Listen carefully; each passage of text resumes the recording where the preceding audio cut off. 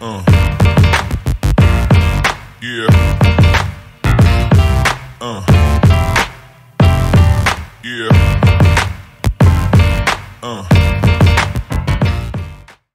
Olá, minha gente, tudo bem? Sejam bem-vindos a mais um Voz Amiga no Eu Posso Te Ajudar, nesse canal incrível com pessoas incríveis. E hoje a gente está fazendo entrevistas presenciais e é uma honra ter a Elza aqui do meu lado. A gente geralmente está aí pela internet, como eu sempre falo, ela é minha youtuber favorita, né? Muito E bom. eu tô aqui me adaptando a essa vida de radialista, de não sei o quê, nem sei que nome é, mas é ajudar o próximo. Então aqui é um canal que a gente traz coisas maravilhosas para ajudar as pessoas. E o objetivo aqui não é ajudar só os profissionais, e sim a população. São pessoas que às vezes precisam desmistificar alguma coisa. Que nem a gente fala muito de constelação. O nosso papo aqui é muito aberto. É para a pessoa entender da maneira correta. Porque desmistifica, tira essas dúvidas. Então, eu vou passar para a professora Elza, nossa grande amiga, parceira. Foi ela que me convidou e a gente começou a fazer isso e deu super certo. É um projeto lindo, maravilhoso. Eu estou amando fazer. E com a professora Elza tudo é bom, né? Então, professora Elza, tá contigo, querida? Ah, muito obrigado, Inácio. Bom, é um prazer poder estar aqui em São Paulo. A gente está vindo aí para o congresso, mas hoje, né, particularmente, participar aqui com você. Sabe, Inácio, quero te cumprimentar também, te parabenizar. Quando a gente teve aquela conversa de criarmos um ambiente, um espaço-tempo, onde nós pudéssemos trazer aquilo que inspira as pessoas a ter uma vida melhor, né? Então, aquilo que nós vamos ouvir da professora Sani, que está aqui também comigo, diretamente de Fortaleza, não é? O que ela vai poder contar da vivência dela e das transformações que você passou, serve também de inspiração para todas as pessoas, né? É um debate ao contrário, sabe? Nós aqui trabalhamos meio do avesso para ficar no direito. Então, é muito mesmo essa vontade de poder contribuir de uma forma muito serena, muito apaziguadora, né?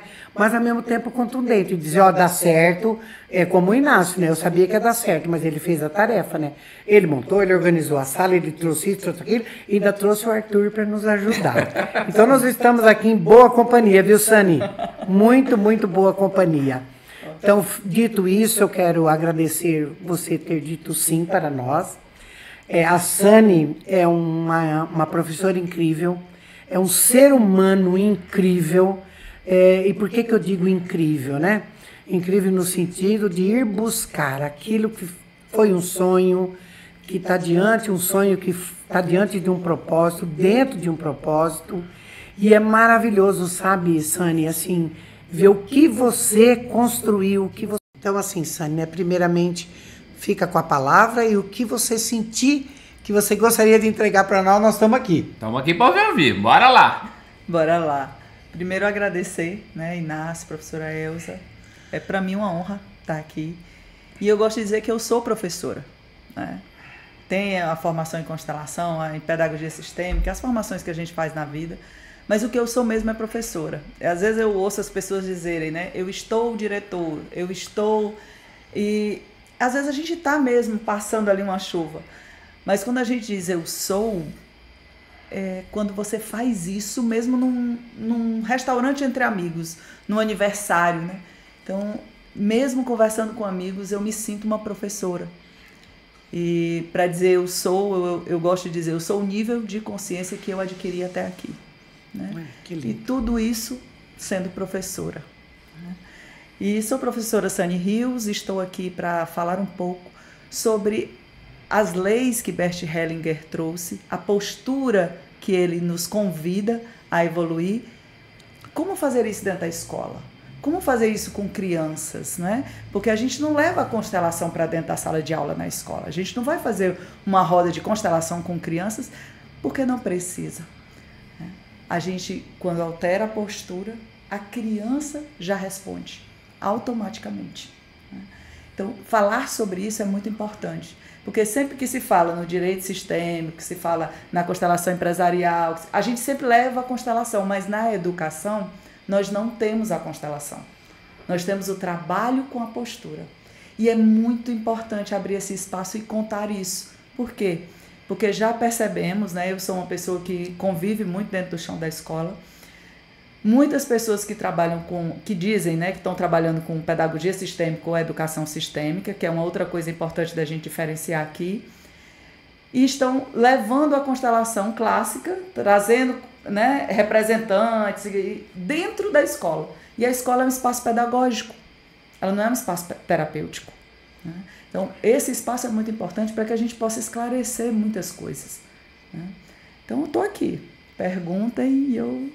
Acho que você trouxe uma coisa bem importante, já podia começar por aí, por essa diferença, né? Educação, a pedagogia, a escola, qual é o desafio, né, de se implantar uma pedagogia sistêmica, porque você vai alterar a postura. Como é que chega? Qual é o desafio de ter esse grupo de professores para dizer sim para a pedagogia? Porque muitos têm até receio. É verdade, muitos têm até receio. A pedagogia sistêmica e a educação sistêmica estão dentro das leis de Bert Hellinger. Elas estão igualmente postas. Mas Sim. tem uma pequena diferença, o contexto. Quando eu trabalho com um discurso voltado para dentro do chão de escola, direcionado à postura do professor, eu estou falando de pedagogia sistêmica. Quando eu trabalho em espaço educacional, onde esse discurso se amplia e vai para os tios, para os avós, para os pais e para os professores também, aí eu chamo educação sistêmica. Perfeito. Né? Então, é a direção do discurso que determina o que é que eu vou usar na fala. Mas os dois trabalham a mesma coisa, a postura. E essa pergunta, Elza, é muito importante ser feita, porque assim, eu trabalho com assessoria para escolas dentro da educação sistêmica. Né? Eu tenho uma formação com a Ellen, tenho uma formação com a professora Elza, no Conviver, né? E lá no Ceará, a gente tem algumas escolas que buscam a gente. O que eu percebi? Eu já vivi a experiência de que os professores querem, aí chega um, faz um curso online meu. Ai, Sani, como seria bom se os meus amigos professores também trabalhassem essa postura. Aí a pessoa quer levar os amigos a todo preço para aquilo ali. Olha, é como uma pessoa que faz constelação e diz assim, eu vou pagar uma constelação para ti, que eu fiz uma que deu. Não, é uma decisão que a pessoa tem que tomar. Sim, é muito pessoal. Né? Não pode ser enfiada a goela abaixo. Sim. O máximo que você pode fazer é um convite. Olha, eu experimentei isso e me deu um bom resultado. Você não quer olhar também para ver como você se sente? Aí sim, né? E o professor, quando vem, faz o curso, que ele percebe tal, ele muda um monte de coisa. Aí, quando ele começa a ver, ele diz, Sani, os alunos estão mais calmos. Sani, os alunos estão colaborando. Né? A própria Ellen, quando ela começou, ela sempre... E ela trabalhava com a sala de crianças com necessidades especiais. Aí tinha autista, tinha Down, né? Tinha vários tipos de atipias neuronais. E nas reuniões... O pessoal dizia, nossa, mas você botou argila para trabalhar com essas crianças não vão gostar, elas têm sensibilidade no toque. Aí, mas as minhas fizeram. E elas gostaram. Olha aqui as fotos. Olha essa escultura que elas fizeram com argila. Né? Porque a criança está aberta. Porque o professor entrou ali sem expectativa, sem pena do diagnóstico, né? Sem julgar a história daquela criança e daquela família, e a criança se abre. A gente costuma dizer na educação sistêmica que nenhuma criança resiste ao olhar amoroso de um professor. Que lindo. Né? E que olhar amoroso é esse? Não é desse amor romântico. Não é, claro que o amor que o professor tem pelo aluno, porque é uma criança, porque é um menino alegre, mas não é desse amor que a gente está falando. É do amor de quando o professor está apaziguado na sua história. Sim. Quando ele se apazigou na sua história, quando ele se apazigou no amor dos seus pais, aí ele pode emanar o amor que ele vê para o aluno. E as crianças sentem. Né? Uma das coisas que eu digo muito assim dentro da escola, a professora diz, mas Sani, só porque eu parei de pensar sobre aquela mãe, aquele menino de 5 anos mudou o comportamento, mas eu nunca nem falei mal da mãe dele para ele. Só porque você me explicou que eu preciso olhar para aquela mãe, né, sem julgá-la, sem sentir pena, sem ter expectativa, e olhar para ela, né, no lugar de mãe que ela tem. Mas só de eu parar de pensar nisso, o menino já mudou. Por que o menino mudou? Porque o menino sente, as crianças sentem. Ressonância pura. Ressonância pura. E se você for para a neurociência, se você estudar um pouquinho sobre neurodesenvolvimento, o que é que você vai perceber? Todos nós, quando fomos crianças, a gente tinha tanto aquela parte... Eu vou pedir licença aqui aos meus amigos do neurodesenvolvimento, porque eu estudo neurodesenvolvimento. Quando a gente fala de cérebro, a gente não gosta muito de falar do cérebro trino, né? Que é o neocórtex, o cognitivo, o límbico, o emocional, o reptiliano. A gente que estuda mais um pouquinho, a gente acha que isso é até um crime, assim, porque tem muito mais coisa. Mas quando a gente está falando para um público muito grande, a gente precisa falar assim, sabe? Para simplificar a linguagem. Então, quando somos crianças, a gente tem um cérebro reptiliano que já nasce cheio, né, de atividade pronto. A gente tem um cérebro límbico, que é emocional, que também chega ativo.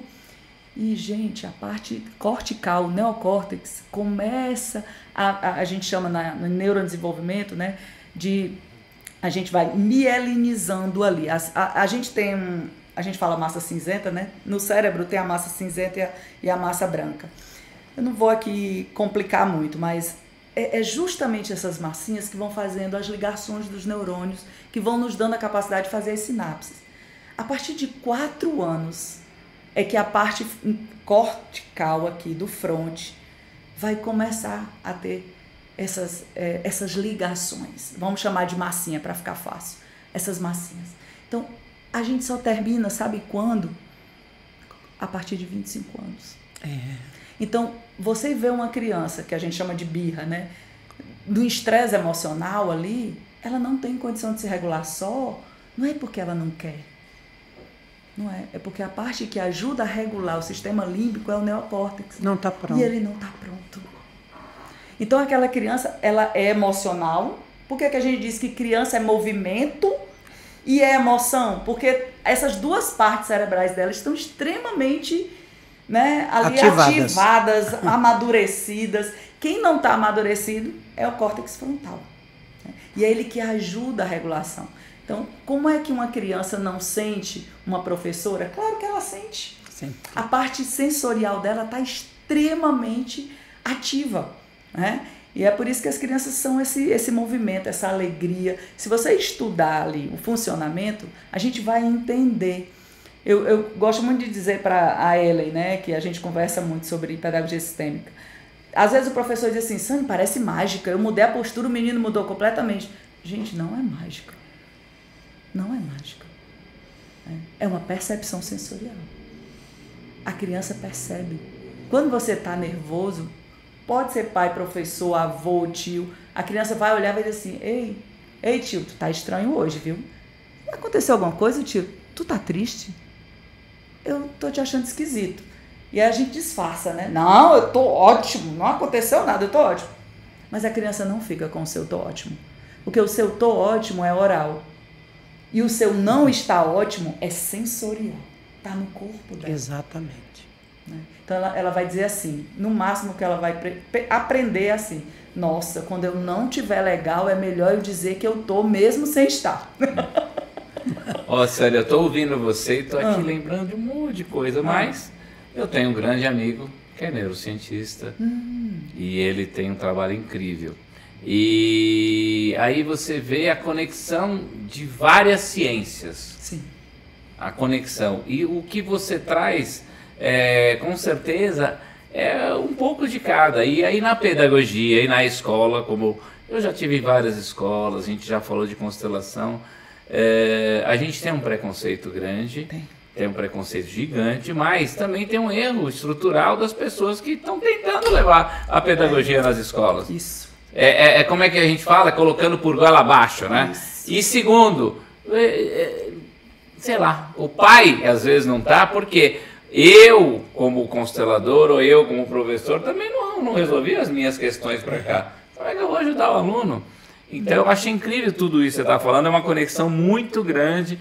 Eu estou fazendo um trabalho grande nessa área de neurociência. Inclusive aqui nesse canal a gente tem um podcast de neurociência, você já está convidada. Legal. Eu tenho, além de constelação, a gente une as práticas. Eu vejo o que cada uma tem de bom.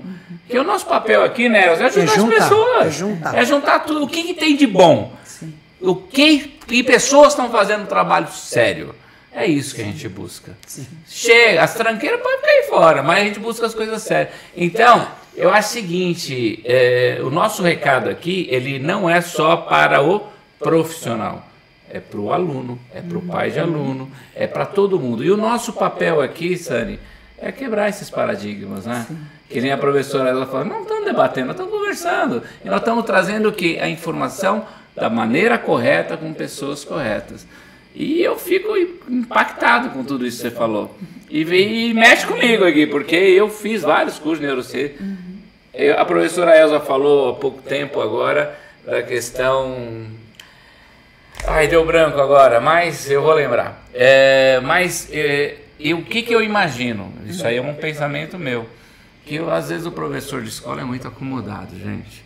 O professor de escola, ele está ali, às vezes ele é funcionário público, o salário dele está garantido, ele acha que está tudo certo, que ele trabalha muito e ganha pouco, então que ele é desvalorizado e blá, blá, blá, blá, blá, que é coisa do mundo inteiro, não é coisa de São Paulo, de Fortaleza, do Brasil inteiro, não importa. Mas eu vejo de uma maneira triste isso, porque professor é uma dádiva, educador é uma dádiva. Então quando você faz a coisa com o coração, dá certo. Então acho que o primeiro ponto é os professores fazerem aquilo que gostam. É cuidar desses professores, porque a reclamação de um professor, normalmente ele está reclamando da própria família, ele está sentindo a ausência do pai e da mãe, e às vezes isso mete medo um pouco, né? Mas à medida que eles conhecem, que a mudança é na postura, que eles não vão ter, né? Não vão ter que fazer constelação, que não é aí. E é tão maravilhoso quando eles compreendem, começam a ter essa facilidade na relação. Meu Deus, eles querem. Aí eles ligam, eles querem a consultoria, eles querem a mentoria, eles querem fazer o curso. Não é, Sani? É por aí, né? Como formadora de professores, lá no meu estado, né, da Secretaria do Estado, o que é que eu percebo? Sempre que a gente leva uma formação de professores, a gente está sempre olhando para quem? Para o aluno. Então, é o método tal, como é que eu vou ensinar, como é que o aluno aprende? Aí eu pergunto, quem cuida do professor? Está sempre excluído, né, do cuidado. Então, a questão emocional do professor, nas formações de professores, ela nunca é vista.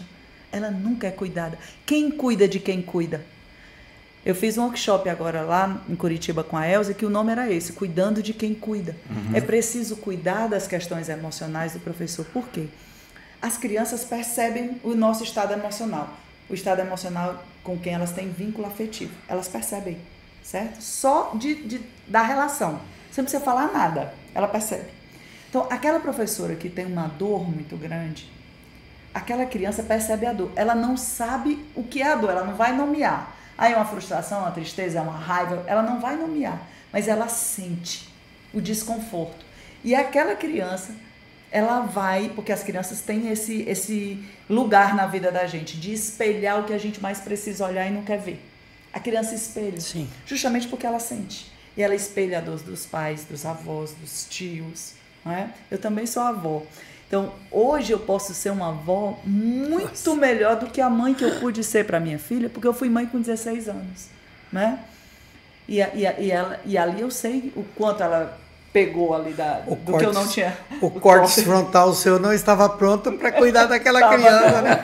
Era uma criança com outra criança. Né? Uma criança carregando a outra, né? Era. E eu conto muito isso nesse livro, que é a minha história, né? Eu digo, professor, que eu fui salva pela literatura. Isso, a Elza, eu vi falando isso para a Elza.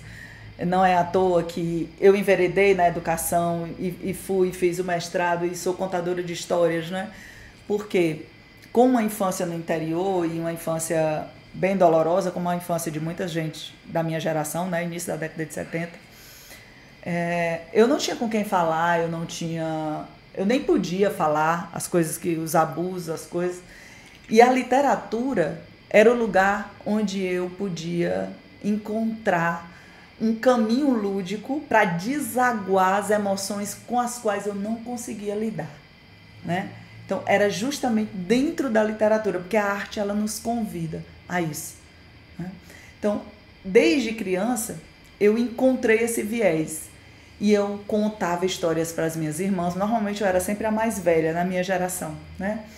e para as minhas primas, e para as vizinhas. E aquele meu estado emocional de calma, por causa da história que eu li, né, ajudava aquelas outras crianças também a se acalmarem através da história, porque a gente não tinha ainda o córtex, né, totalmente maduro.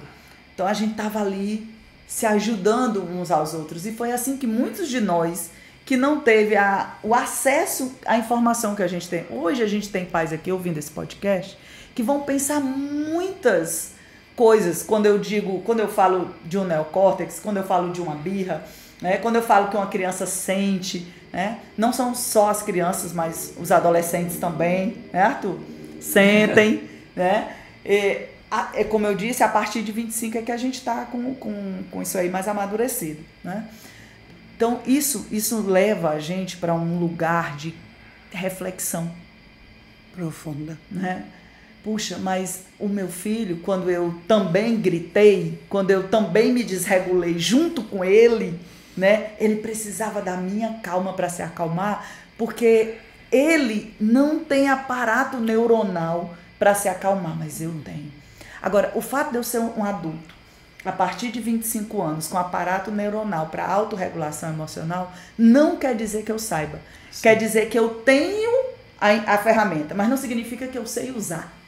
Por quê? Porque quando eu era criança, eu também não tive um adulto para que o meu neurônio espelho pudesse, a partir da calma dele, aprender a se acalmar. Faltou isso. Faltou isso. Então a gente também não pode pegar o chicote e, porque eu fiz isso. Não. A gente precisa, peraí. A ciência já avançou até aqui. Eu sei que eu preciso me trabalhar. Porque o que é que eu digo, os pais, né? Sempre que eu tenho uma turma de mentoria, uma turma de curso online, os pais chegam, mas Sânia, o que é que eu faço? Cuida de você. E tem uma frase que eu gosto muito, educo melhor quando cuido primeiro de mim. Então, muito boa. Se a criança acessa o seu estado emocional, e a gente pode provar isso com a neurociência, né? Se ela acessa, se o seu estado emocional está desorganizado, ela se desorganiza. Então, para a sua criança estar organizada emocionalmente, o que é que você precisa? Se organizar emocionalmente. Você precisa de terapia, você precisa pedir ajuda. E aí a gente está falando de pai e mãe, mas aí a gente está falando de professor. Também. Aí a gente está falando de avô, de tio, de tia, de babá. Né? Porque a criança também alcança o estado emocional da babá que está lá cuidando. O adulto precisa entender que a criança precisa de um adulto regulado para que ela possa aprender a se regular emocionalmente. Sim, é uma rede, na verdade, que vai se formando, né? E eu digo assim, às vezes eu tenho muita mãe, né? Às vezes ela diz assim, mas eu faço, Sônia, o meu marido não acredita, ele acha que isso tudo ele não faz. Faça a sua parte. Faça a sua parte, deixa o seu marido em paz. Eu tô ouvindo um recado aí, Sânia. Como eu educo meu filho, eu perguntei e você vai lá e deseduca, é assim que acontece? Porque às vezes o pai vai na criança que tá desregulado porque não teve possibilidade de regular. Ele vai lá e ele fica no mesmo tamanho, né? E a mãe que já compreendeu, às vezes, né, já curou uma porção de coisa, ela quer puxar. Ela vai dizer, não é assim. Mas aí tem um caminho mesmo, né, Sânia? E o bom é que a criança, e isso o brilhantismo da nossa caixa neuronal, essa caixa lisa que a gente tem aqui em cima do pescoço, ela vai escolher a pessoa que sabe acalmar. É aquela que vai chamar. Então eu posso ter 10 aqui desorganizados e um organizado, a criança vai selecionar. O neurônio espelho dela vai encontrar um fio de calma ali. Ele diz, não, peraí, que eu quero estar aqui, ó, me conectar aqui. Então, às vezes, eu preciso que uma pessoa faça o serviço bem feito. Ô, Sânia, eu vou provocar você um pouquinho. Isso pode provar um pouco a teoria de que nós, avós, já tivemos tudo isso, já repassamos tudo. Além da nossa caixa neuronal aqui, que nós facilitamos um pouco mais a vida do nosso neto. Isso é instigante, né? Porque a maturidade, ela traz muito apaziguamento, né? Eu estava num aniversário, aí tinha um pai, né? Era o aniversário do pai desse pai. É um pai bem jovem. Aí ele dizendo, olha, meu pai foi duro comigo, o meu pai, dananã, e o pai dele é aniversariante sentado, mas meu pai é um cara, ele me fez um homem forte, né? E eu aqui do lado, né, que eu conheço, aí o pai fazia assim, eu não faria mais nada disso. Quando ele veio até mim, eu disse assim, ele é um avô assim, do jeito que ele foi? Nada! Pro meu filho, ele é um... Eu disse, você não honra fazendo isso. Não, ele não faria, se ele fosse seu pai hoje, ele não faria. Ele assim, entendeu porque tudo ele, agora. ele caminhou. Quando a gente tem esses cabelinhos brancos aqui, ó, é porque a gente caminhou mais um pouquinho. Quando a gente caminha mais um pouquinho, a gente entende, puxa, faz diferente. se eu soubesse naquela época, eu teria feito diferente. Aí disse, ixi, Sânia, eu não honrei meu pai quando eu disse aquilo. Tu olhou pra ele quando tu tava falando, senão eu tava tão nervoso, bêbado. Pois é. Se tivesse olhado, ele tava assim, ó.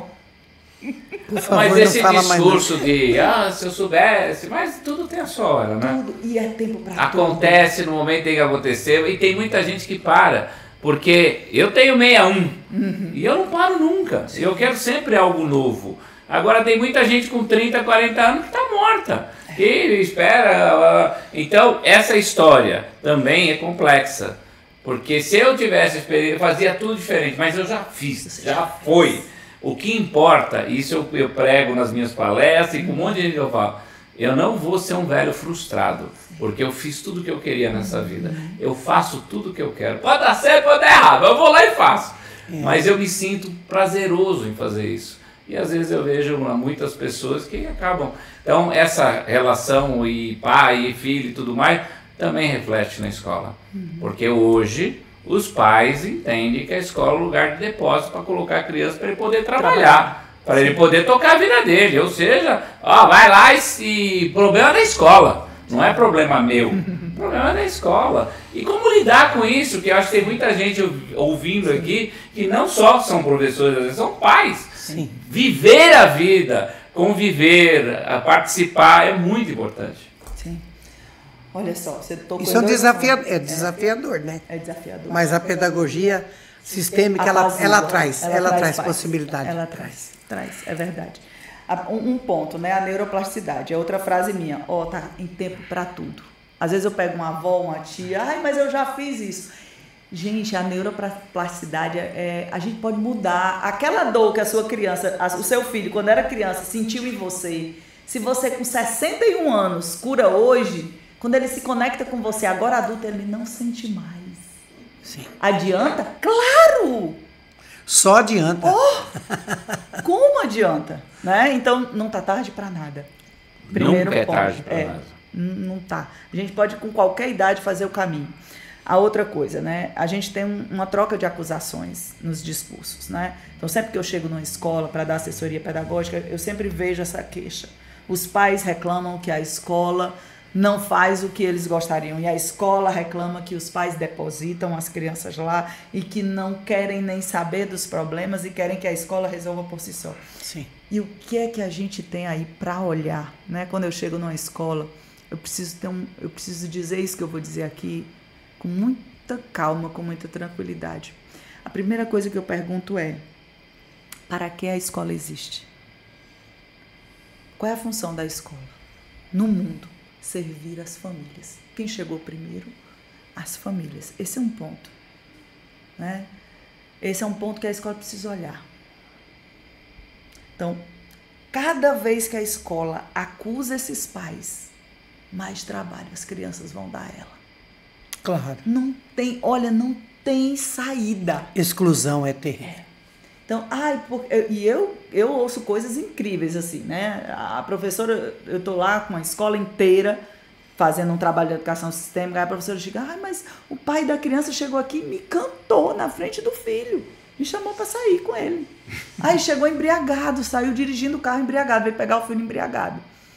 Aí a mãe se descontrolou aqui e deu uma surra na criança na frente dos coleguinhas. E isso é o que a gente que está na escola, a gente presencia isso com alguma frequência. Esse pai e essa mãe, eles não estão bem, eles não estão emocionalmente bem. E se essa professora começa a julgar esse pai e essa mãe, elas são mais um problema para essa criança. que já tem que lidar com essa dor dos pais e agora vai ter que lidar com o julgamento da professora. É como eu costumo dizer que é jogar a última pá de cal, entendeu? Você joga a última pá de cal ali.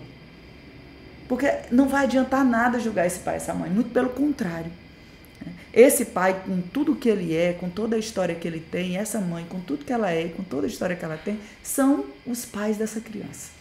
E a criança é fiel, né, a eles. Existe um amor incondicional, inegociável aí, que a escola precisa reconhecer.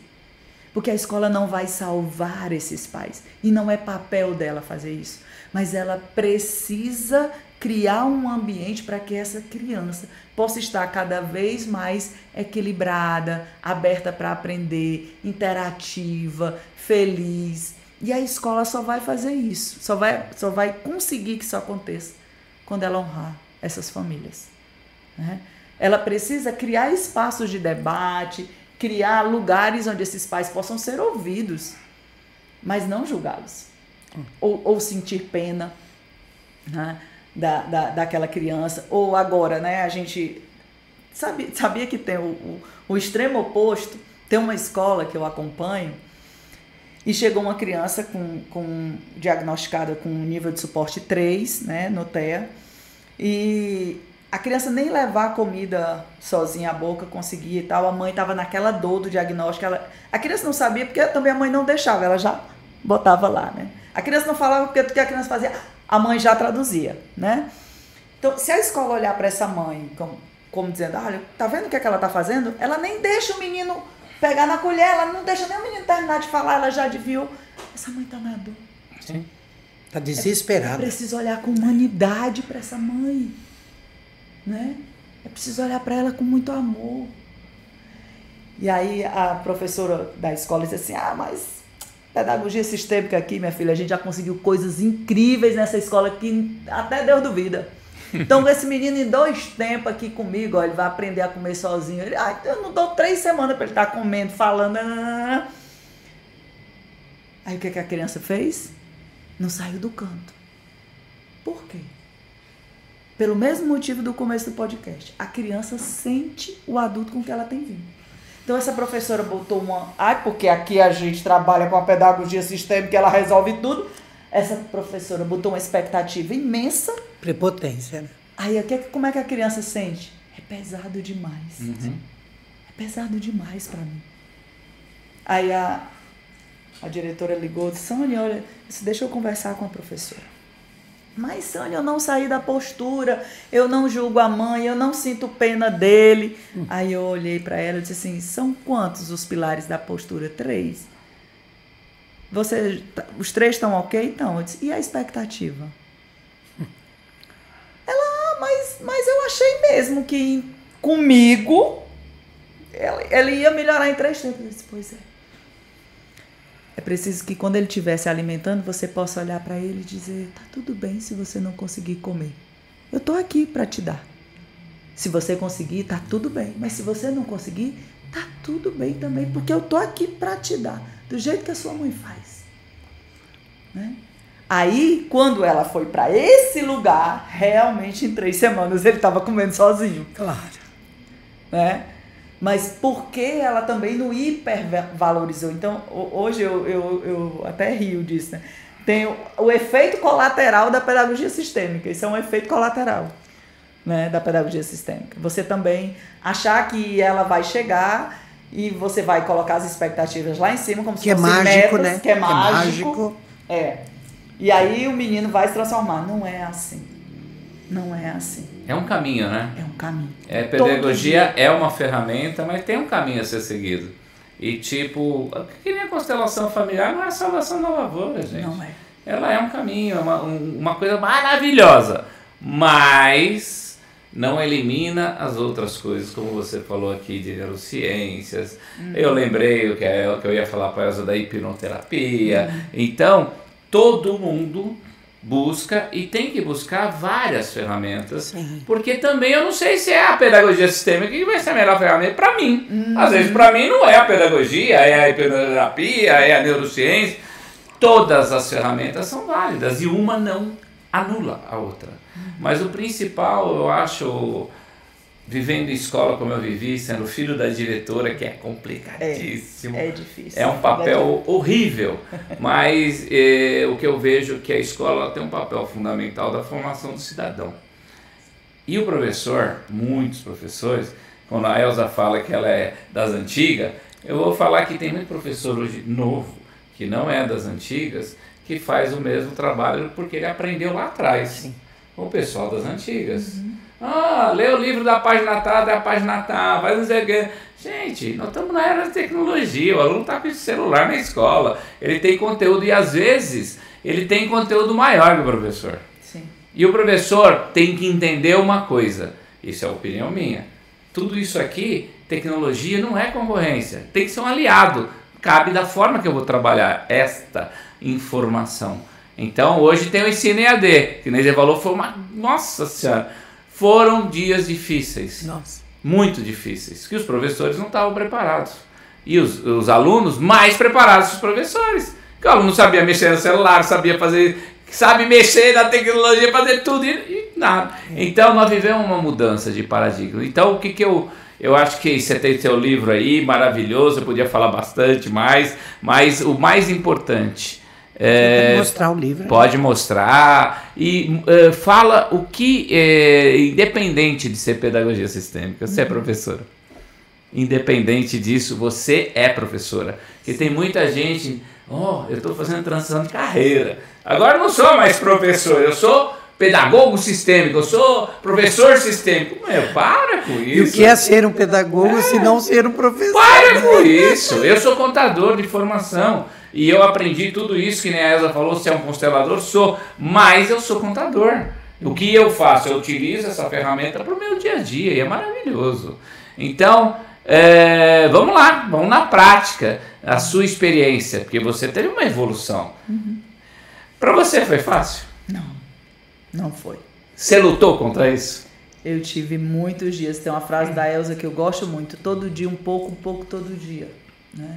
Foi devagarzinho. É processo. Né? Não tem como a gente sair correndo. Aliás, até tem, mas não tem efeito. Né? Um bom efeito. Então, a gente não consegue ajustar essa postura de um dia para o outro.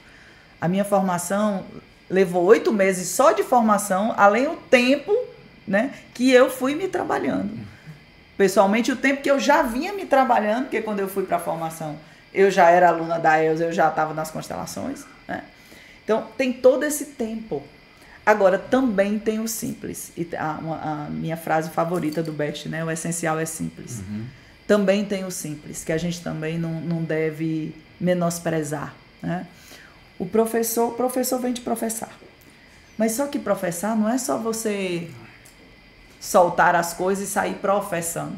Existe um contexto, existe uma postura. Uma compreensão desse contexto. Então, existe um todo que envolve esse professar. Ser professor hoje, com todos os desafios tecnológicos que a gente tem e com todos os efeitos colaterais da pandemia, é um grande desafio. É um grande desafio ser professor. Né? Hoje a gente vê pessoas que vão fazer uma live, elas passam assim um tempo treinando, ai meu Deus, vai todo mundo me ver. O professor na pandemia, ele teve que ir para frente do vídeo sem nunca ter feito isso. Com todas as questões que ele tinha, sem nenhuma ajuda tecnológica. A gente tem muito efeito colateral, isso deixou marcas muito profundas nas crianças, nos adolescentes principalmente, nos professores e nas famílias. O contexto que a gente tem hoje é um contexto que a gente não teve antes. Sim. Ele é inédito, né? A pedagogia chega como? Nesse momento, ela chega como um grande apaziguador, sim, sabe? Porque ela convida o professor primeiro a caminhar dentro. O movimento da pedagogia sistêmica começa dentro. Então é o professor e a história dele, o professor e a família de origem dele, é o professor e a infância dele. Isso leva tempo. Não é só chegar e dizer assim, eu não vou julgar aquela mãe, eu não vou ter expectativa daquele aluno, eu não vou sentir pena. Não é isso. Uma professora minha de 5º ano lá de Brasília, eu tinha um menino, acho que era 13 anos, não sei, 12 anos, 13 anos, ele chegou na escola dizendo, meu pai está preso, ele é traficante E eu sou perigoso. Não mexa comigo não, que eu sou perigoso e meu pai tá preso. Eu gosto muito de contar essa história. E aí ela olhou para aquilo, ela à noite me mandou, a professora de história, me mandou uma mensagem: Sânia, Ave Maria, minha aula com ele esses dias, esse menino tá batendo em todo mundo, esse menino agrediu o professor. Quanta dor. Quanta dor. E aí eu olhei para ela e disse: você imagina o que é que estão dizendo desse pai dentro do ambiente familiar dele? Tu imagina como é que quem sabe que o pai dele está preso olha para ele? E tu imagina o que é ele sensorialmente percebendo tudo isso no corpo? Então imagina o que a professora Elza disse, quanta dor. Imagina a carga que ele tem. O que é aquilo? Aquilo não é um ataque, aquilo é uma defesa. Né? E o que é que eu faço, Sânia, na minha aula de história essa semana? Aí eu perguntei: o que é que a postura foi que você aprendeu no curso? Vamos lá.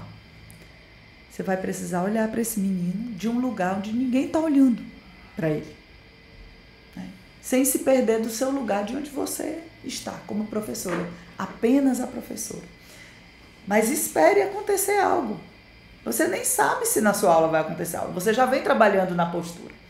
E aí na aula dela estava tudo bem, ele estava bem, não tinha... Aí, aconteceu um evento, um pequeno acidente, um aluno passando, derrubou o material dele no chão, ele se levantou assustado: não mexa comigo não, que eu sou perigoso, não derruba meu material, tal.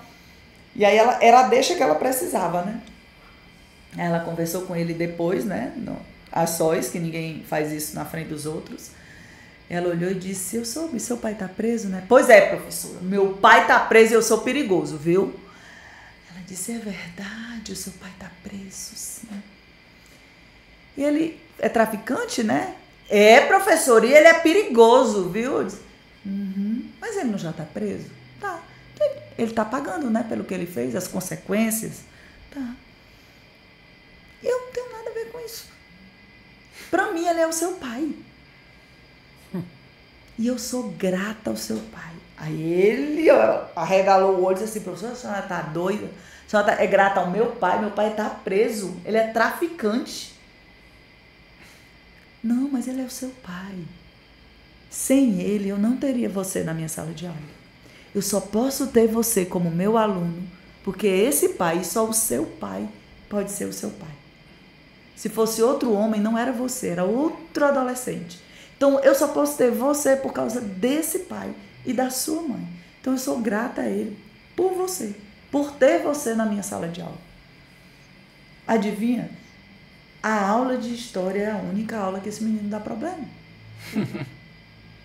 Que lindo, né? Ela olhou para o humano, né? Ela olhou para o humano. Sim, postura. Ela não julgou o pai e não sentiu pena do aluno.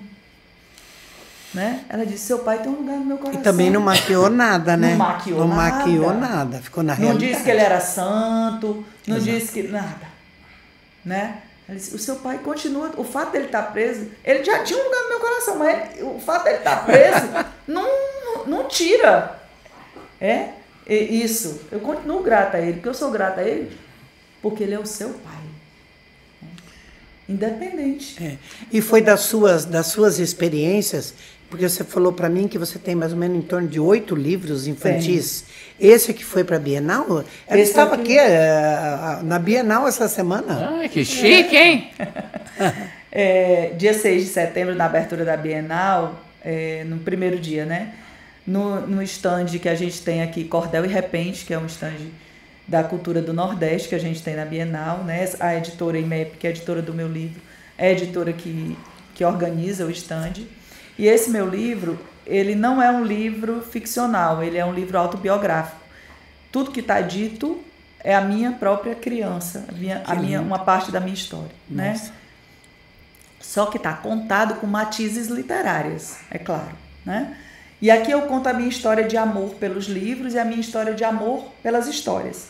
Por que eu me tornei contadora de histórias? Porque que eu trabalho com literatura infantil, né? E aí aqui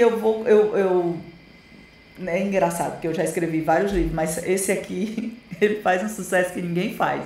E eu acho que é por causa disso mesmo, por causa da verdade, né? Da minha vida mesmo. Claro, impressa nele, você está aí. Os outros são de uma história que tem a escola dos meus netos em Fortaleza, e é uma escola muito atuante, né? E os outros são todos envolvendo questões que aconteceram na escola e que eu fui ficcionalizando.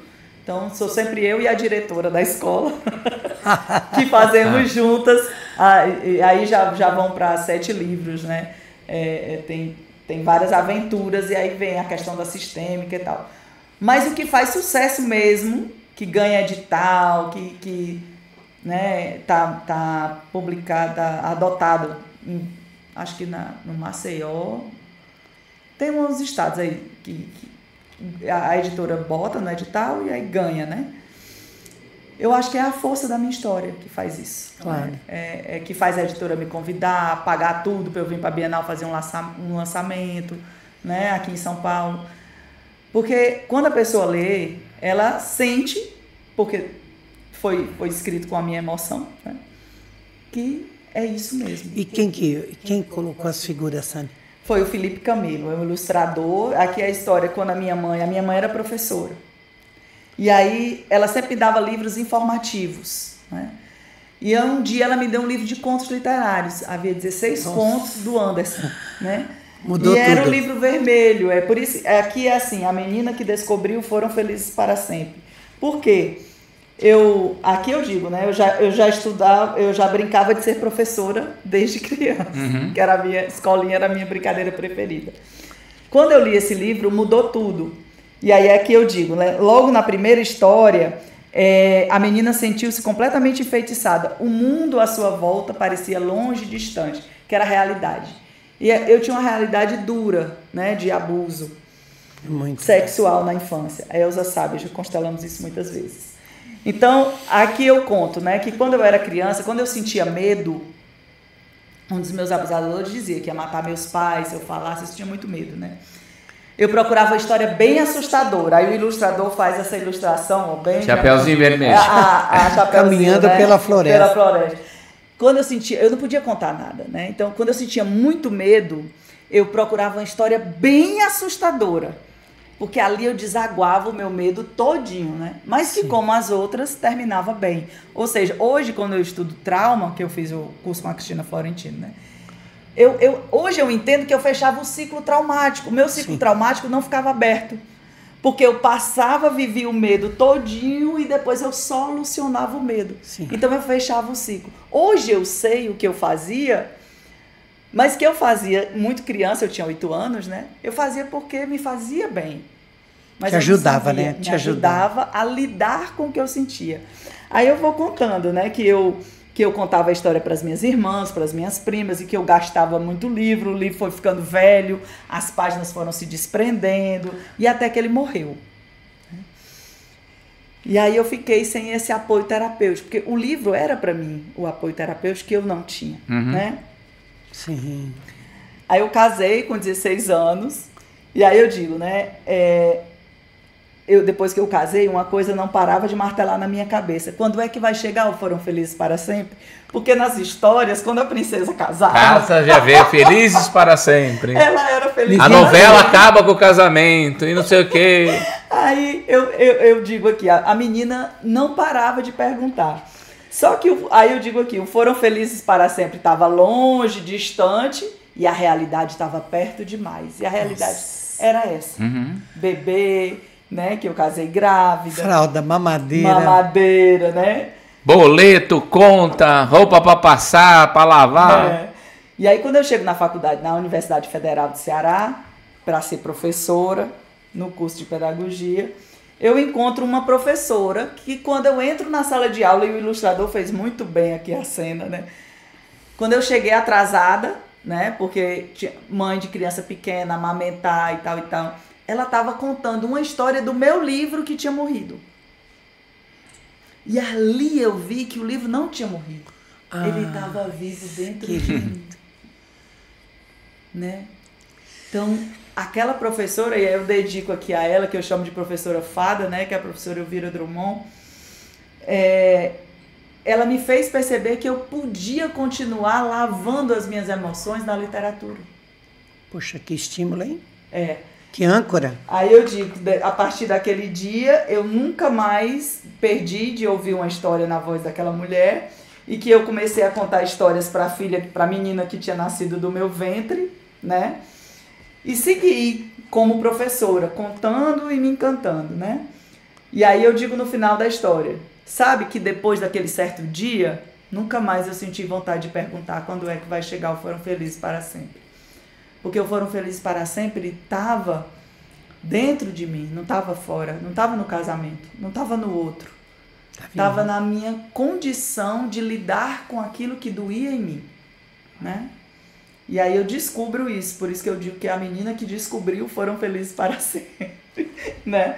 E aí aqui eu termino, né? Que eu explico que a história foi escrita em 15 minutos, quando eu terminei o mestrado, lá em 2004, ficou guardada. E para honrar a primeira ilustradora, que foi uma criança, uma sobrinha minha, eu mantive os desenhos dela no livro, para que as crianças possam entender que elas podem também ser ilustradoras de livro, né? Sim. E que elas possam entender que a literatura também pode ser um remédio. Foram Felizes para Sempre, a menina que descobriu. Olha, a gente às vezes vem aí, as coisas acontecem e tal, mas a gente busca a felicidade às vezes no lugar errado, né? Quer no outro, quer ali, quer num bem material, quer numa coisa. Numa profissão, numa carreira. E as coisas são tão simples. Isso aqui é felicidade, estar com pessoas boas é felicidade, fazer o bem é felicidade. Olha, a Sani tem muito conteúdo. Já fica convidada para o próximo encontro, né? Obrigada. Mas deixa aí seu recado final, Elza. Olha, fantástica, Sani. Foi um prazer conhecer pessoalmente. Eu gostaria de fazer um pedido para a Sani, com a intimidade que eu tenho. Que essa Pode pedir. Essa é uma aluna, que eu vou dizer o dia que ela chegou no Conviver, ela chegou, que ela entrou assim, eu disse, meu Deus, chegou o sol para Conviver, na Curitiba estava frio, chega a Sani, e ela, os olhos dela brilhavam, ela se emocionou muito quando eu a abracei. E eu tenho o hábito de botar o crachá, de entregar algo para o meu aluno, essa coisa mesmo de fazer, ser uma professora que enxerga, né, aquilo que está lá. Que vê. Então, olha, me arrepia, porque assim, imagina, do dia que nos conhecemos, como eu poderia imaginar que hoje, no dia de hoje, a gente vai estar no congresso juntas, vamos ficar juntas. E, Sani, é um orgulho tremendo que eu tenho de você. Olha, bendita seja a hora que a sua mãe e seu pai se amaram, minha querida, e puderam trazer você para essa vida, né? E eu tenho um pedido muito especial para fazer para você. Eu sei que você já me ofereceu até histórias, né? Já. Eu gostaria muito que você pudesse criar uma metáfora para a história do Inácio. Ele tem uma história muito linda. Sim. E eu sinto que você pode inspirar-se e trazer uma metáfora bonita para esse menino aqui. A mãe dele, diretora. Presenteá-lo com uma história. E, claro, não tem nenhuma expectativa, também não tem tempo. E, claro, se ele assim o permitir, não é? Eu penso que vai fazer muito bem a ele, sabe? É a impressão que eu tenho. Porque ele tem um menino muito, muito... É um menino que está desabrochando, né? É bem interessante o que eu percebo nele. Assim, é bem lindo, né? E é tão maravilhoso ter o neto aqui conosco. Sim. E ele poder também participar disso, né? Isso é para o futuro. Corrija, para o futuro. Filho. Desculpa. Gente, pagar um mico ao vivo, assim... Perdão, Inácio. Arthur, perdão. Perdoa a professora. O avô está muito presente aqui. Tudo então, que está sendo por isso. Então, é que eu fui pai aos 50, então todo mundo já acha que eu sou pai-avô. Não, mas a gente apaga, recupera, sinto muito do filho Arthur, mas também ele é avô e tudo mais. Então, Sani, uma alegria ter você aqui. O meu coração, ele fica quentinho, ele se alegra, viu? E ainda nós temos muito para fazer e vamos fazer. Vamos terminar aquele livro que começamos. Acho que vai ser muito maravilhoso. E ter você, quantas vezes puder, né? Falar de todo aquele conteúdo que você entregou no Conviver, todas as questões. Nós vamos ajudar muita mãe, muito pai. Essa é a ideia. E pai e mãe que são professores. Né? E pai e mãe que tem tanta dor e que leva essa dor lá para a escola. E como a gente não julga, é sempre de onde eu estou, né? De onde eu olho para a sistêmica, né? E assim, mais uma vez, a gente reverencia o grande mestre Bert Hellinger. E que bom, Sani, que bom que nós estamos nesse caminho, a caminho, né? Então... Tá pronto já? Ó, vou cobrar, hein? Olha, eu fiz não uma cobra história não. pra ela, que- Cobra não, sem expectativa. uma hein? honra tê-la aqui. Foi um prazer te conhecer. Eu acho que é o objetivo da gente aqui. A gente juntou forças e foi algo assim natural. E a vida traz muito presente pra gente. É tão interessante, porque eu não conhecia esse moço, né? Ele tentou várias aproximações, mas quem que é esse Quem é tal esse de Inácio? maluco aí? Primeira vez que eu tô falando isso pra ele, quem que é esse Inácio? O dia que eu só comentei com ele, mas que eu já aprendi também, viu? Eu já aprendi. Eu mal comentei com ele, ele adorou a ideia, falou, o quê? Eu falei, Inácio, chega, eu quero escolher onde eu estou, eu quero escolher falar sobre constelação, mas nós precisamos criar ambiente de prosa e que as pessoas podem ir lá, faz um café, pega uma água fresquinha, fala, nossa, agora trouxe a Sani, trouxe a Cristina, puxa, tem um juiz de direito também, então que as pessoas vão pegando os compartilhar e elas vão trazendo a própria percepção para o trabalho da sistêmica. Porque constelação, se você pega o termo e você encosta num canto assim, põe dentro de um lugar, um altar bem maravilhoso, o que nós ficamos? Para as pessoas entenderem, né? Desmiuçar um pouco, esgarçar. Nós estamos falando de relacionamento. E onde que a gente vai buscar relacionamento? Na família. E família é o quê? É tudo, mais um pouco, e é o sagrado que nós temos. Se tirarmos a família, para onde iremos? Vamos ficar sem... Nem chegamos. Nem chegamos, exatamente, nem chegamos, né? Então, assim, Sani, Sim. aí a sua despedida, né, Inácio, para nós. Bora lá, Sani. Nossa, Eu só eu disse agradeço. que você ia amá-la, viu? Que você gosta muito do conteúdo dela. Eu só agradeço, para mim é uma honra estar aqui. Elza é a professora que eu escolhi. Eu entrei nas constelações pela dor, né, para olhar para uma questão da minha mãe. Estudei constelação, fui ler o Bert como uma professora formadora de leitores.